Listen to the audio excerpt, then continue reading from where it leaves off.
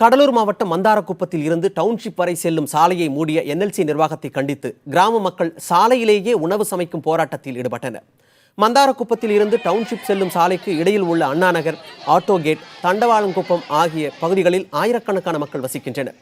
முதல் சுரங்க விரிவாக்க பணிகளுக்காக அந்த சாலையை மூடுவதாக என்எல்சி நிர்வாகம் நேற்று அறிவித்தது. அதனை கண்டித்து 100க்கும் மேற்பட்ட அப்பகுதி மக்கள் சாலையிலேயே உணவு சமைக்கும் போராட்டத்தில் ஈடுபட்டனர். தகவல் அறிந்து அங்கு சென்ற வட்டாட்சியர் போக்குவரத்திற்கு மாற்று ஏற்பாடு செய்து தர உறுதி அளித்ததன் பேரில் போராட்டம் கைவிடப்பட்டது.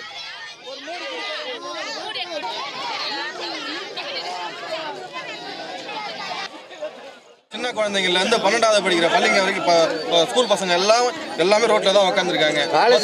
எதுவுமே இல்லை. காலையில இருந்து இது வரைக்கும் பஸ்ஸே வரல. வரன்னு சொல்லிட்டு இருக்காங்க. யாரும் வரல. எல்லா அதிகாரியும் வந்திருக்காங்க. பஸ் வரல. பரீட்சைக்கு போக முடியல.